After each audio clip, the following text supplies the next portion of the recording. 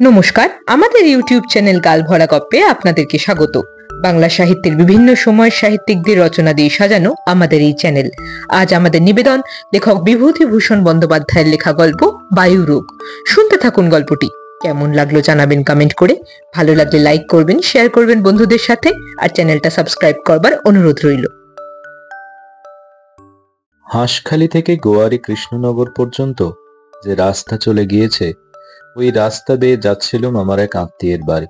বগুলা স্টেশনে নেমে সোজা পাকা রাস্তা।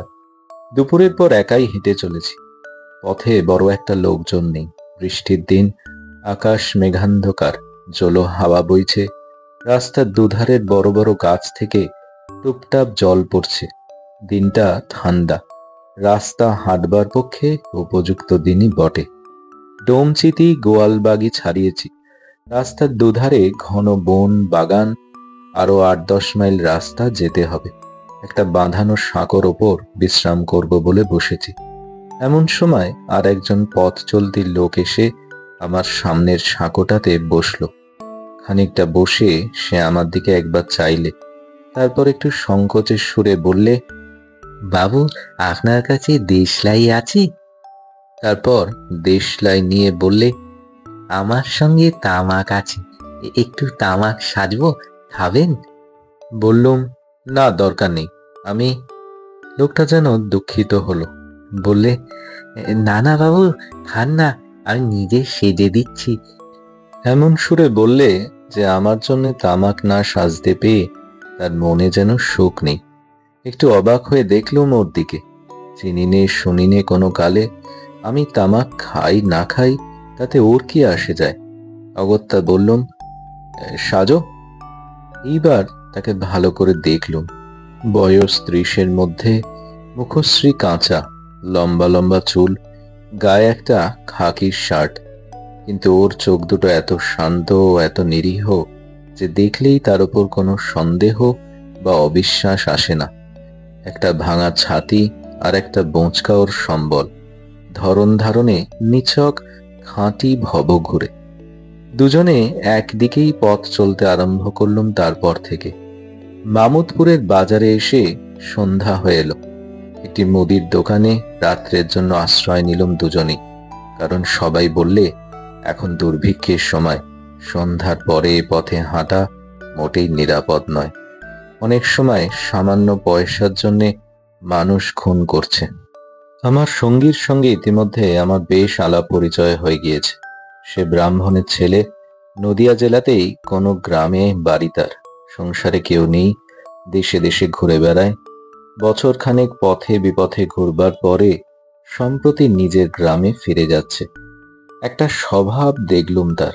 সাধারণের পক্ষে স্বভাবটা খুব অদ্ভুত বলতে হবে। লোকের এতটুকু উপকার করতে পারলে যেন সে বেঁচে যায়। কাছের লোককে কি করে খুশি করবে, এই হলো তার জীবনে মস্ত বড় একটা নেশা। রাত্রে সেই রান্না করলে আমায় এতটুকু সাহায্য পর্যন্ত করতে দিলে না। খেতে বসে আমি বুঝলাম লোকটা পাকা রাঁধুনি। পাকা রাঁধুনি বললে অবশ্য সবটা বলা হলো না। রান্নার কাজে সে একজন শিল্পী, উঁচু দরের প্রতিভাবান শিল্পী। সত্যি অবাক হয়ে গেলাম তার রান্না খেয়ে। বললাম, হে, কোথায় শিখলে হে এমন চমৎকার রান্না? ও বললে, না বাবু, কেউ শেখায়নি, এমনি হয়েছে।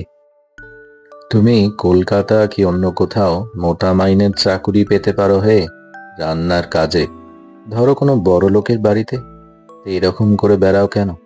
সে হেসে বললে, তাও করেছি, কিন্তু আমার একটা বাতিক আছে বাবু, সেজন্য আর কোথাও চাকরি স্বীকার করতে ইচ্ছে হয় না।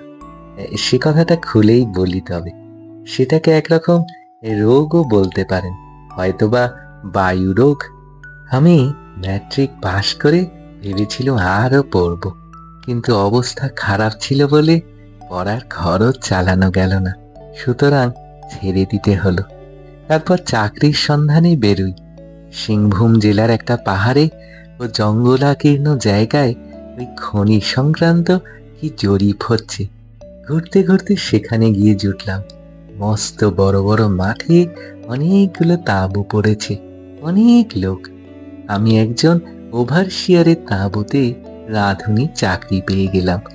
লোকটির বয়স এই 40-এর ওপর হবে, একাই থাকে।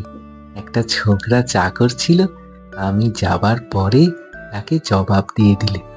কিছুদিন সেখানে কাজ করবার পর মনিবের প্রতি আমার একটা অদ্ভুত ধরনের ভালোবাসা লক্ষ্য করলুম। কিসে সে খুশি হবে, কিসে তাকে তৃপ্তি দিতে পারবো খাইয়ে, এই হলো আমার একমাত্র লক্ষ্য। সে জিনিসটা একটা নেশার মতো আমাকে পেয়ে বসলো। সেই জঙ্গলি জায়গায় খাবার জিনিস মেলে না। আমি হেঁটে দূর দূর গ্রাম থেকে মাছ তরকারি বহু কষ্টে সংগ্রহ করে এনে রাঁধতাম। মনিবকে সকল কথা খুলে বলতাম না যে কোথা থেকে কি জিনিস আনি। রান্না যত দূর সম্ভব ভালো করবার চেষ্টা করতাম, যাতে খেয়ে তৃপ্তি পায়।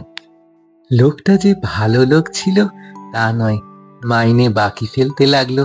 বাজারের পয়সা চুরি করি এমন সন্দেহ মাঝে মাঝে করত। আমি সেসব গায়ে মাখিনি কোনোদিন। 4 মাস এইভাবে কাটলো। এই 4 মাসে আমার অন্য কোনো ধ্যান জ্ঞান ছিল না, কেবল কি করে মনিবকে ঠিক সময় দুটি খেতে দেবো আর ভালো খেতে দেবো। কি রকম 2-1টা উদাহরণ দিই। একবার শুনলাম মুংলি বলে একটা পাহাড়ি নদীতে বাঁধ বেঁধে সাঁওতালরা বড় বড় চিংড়ি মাছ ধরবে।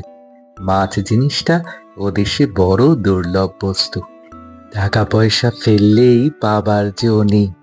চিংড়ি মাছ আনবার জন্যে ভয়ানক পাথর তাতা রৌদ্রের মধ্যে 7 মাইল চলে গেলুম এবং মাছ নিয়ে ফিরে এসে রান্না করে খাওয়ালুম মনিবকে। সে কথা বললুমও না যে কোথা থেকে মাছ এনেছি। 4 মাস পরে রান্নার খ্যাতি ও প্রভু ভক্তির কথা জরিপের তাঁবুর সর্বত্র ছড়িয়ে পড়ল। সে দেশটাতে ভালো বাঙালি রাঁধুনি পাওয়া যায় না। সকলেই আমার মনিবকে বেশ একটু হিংসের চোখে দেখতে লাগলো। ক্রমে আমার কাছে চুপি চুপি লোক আসতে শুরু করলে আমায় ভাঙিয়ে নেবার জন্য। নানা রকম সুবিধে দিতে চায়, আমি কিছুতেই গেলাম না। জরিপের হেড কানুনগো 20 টাকা পর্যন্ত মাইনে দিতে চাইলে আমি তখন পাই মোটে 7 টাকা। কিন্তু টাকার সুবিধের কথা আমার মনেই উঠল না। আমার মনিবকে তো আমি এসব কথা কিছুই বলতাম না। মাস 5-6 পরে কি জানি কেমন কুবুদ্ধি হলো মনিবের। আমাকে অকারণে বকুনি গালাগালি শুরু করলে। আগেও যে একেবারে না বকতো এমন নয়, কিন্তু তাতে মাত্রা থাকতো।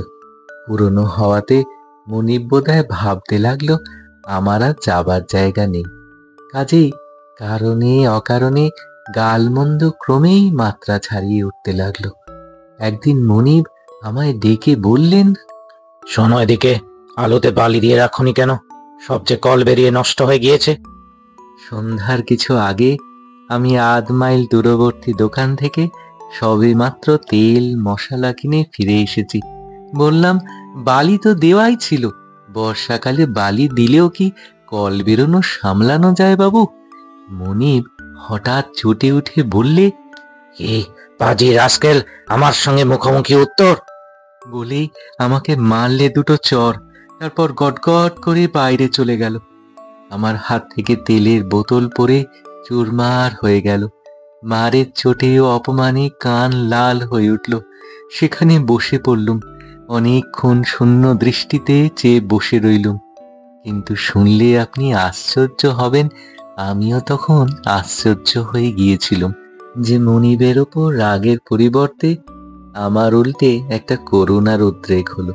ভাবলুম, আহা, লোকটা জানে না যে ওর নিজের দোষে এবার আমি হাতছাড়া হয়ে যেতে বসেছি।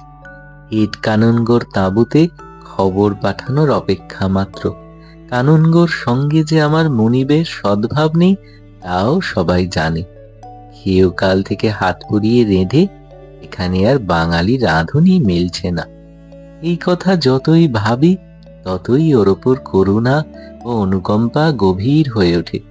সে এক অপূর্ব অনুভূতি। ভগবান আমার বুকে এসে যেন তার আসন পেতেছেন। ওকে আমি ছেড়ে গেলে ওর কত কষ্ট হবে, এবং বিশেষ করে লোকটা কি বোকাই যে বনে যাবে এই ভেবেই আমার মন গলে গেল। নিজের অপমান ভুলেই গেলাম একেবারে। রাত 8টা যখন বেজেছে তখন আমি উঠে গিয়ে রান্না চড়িয়ে দিলাম। তার আগেই ঠিক করে ফেলেছি আমি মনিবকে ছেড়ে কোথাও যাব না।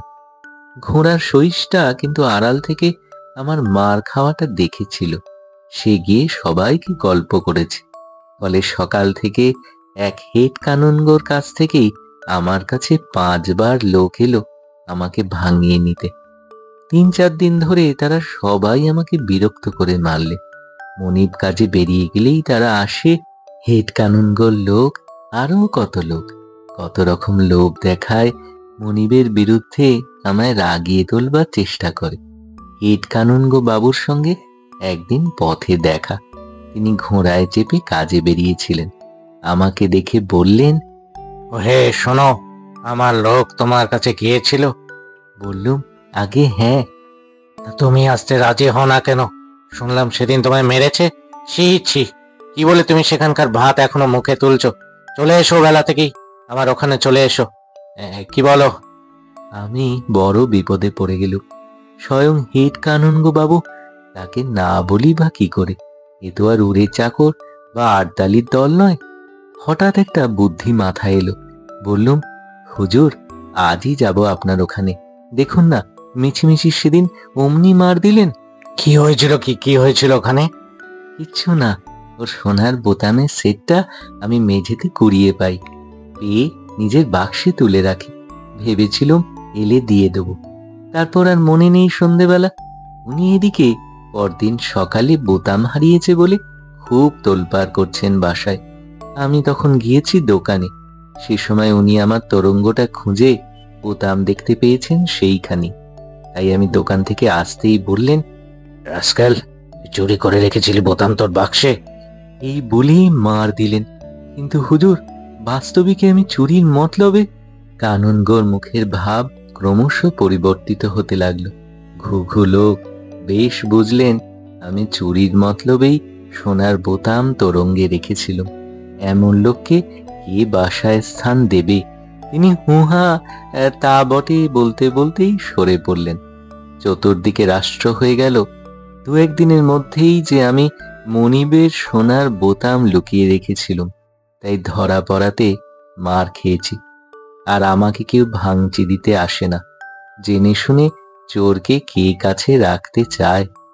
মনিব একদিন আমায় বলল, একে শুনছি তুমি কানুনগো বাবুর কাছে বলেছ সোনার বোতাম লুকিয়ে রেখেছিলে বলে তোমায় মেরেছিলাম সেদিন। কেন এই কথা বললে? বললুম সব কথা খুলে। ওরা ভাঙচি দিতে আসে, বিরক্ত করে সর্বদা। না বলি উপায় কি? ও কথা না বললে কি আমার নিস্তার ছিল? মনিব বললে, তুমি অদ্ভুত লোক, এমন লোক আমি কখনো দেখিনি।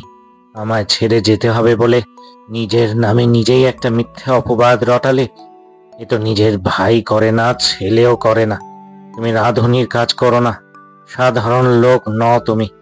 তোমাকে রাঁধুনি রেখে দিলে আমার অপরাধ হবে। তিনি যদিও সবাইকে বলে বেড়ালেন বোতাম চুরির কথা সর্বৈব মিথ্যে, কিন্তু সে কথা কেউ বিশ্বাস করলে না। মনিবকে কত বোঝালুম, ছেড়ে যেতে চাইলুম না। তিনি হাত জোর করে মাফ চাইলেন। বললেন, আমায় অপরাধী করো না। তুমি আমার রাঁধুনির কাজ করবার লোক নও। যা হয়ে গিয়েছে তার চারা নেই। আর আমি সজ্ঞানে জেনে শুনে তোমাকে দিয়ে চাকরের কাজ করাতে পারবো না। সেখানে চাকরি তো গেলই, যদিও এদিকে মনিব সবাইকে বলে বেড়ালেন বোতাম চুরির কথা মিথ্যে, কিন্তু কেউ সে কথা বিশ্বাস করলে না। সবাই ভাবলে চুরির জন্য আমার চাকরি গেল। আসবার সময় মনিব তার ঘড়ি, চেন এবং 50টি টাকা দিয়েছিলেন। এই দেখুন সেই ঘড়ি, চেন। কিন্তু সেই থেকে মনে কেমন একটা কষ্ট হলো। পথে পথে বেড়াই, আর কারু বাড়ি রাঁধুনির চাকরি নিইনি, নেবও না। শুনছিলেন লেখক বিভূতিভূষণ বন্দ্যোপাধ্যায়ের লেখা গল্প বায়ুরোগ। কেমন লাগলো গল্পটি জানাবেন কমেন্ট করে। ভালো লাগলে লাইক করবেন, শেয়ার করবেন বন্ধুদের সাথে, আর চ্যানেলটা সাবস্ক্রাইব করবার অনুরোধ রইল। আগামীকাল এই চ্যানেলে আপনাদের জন্য থাকবে আরেকটা জমাটি গল্প। শুনতে ভুলবেন না কিন্তু।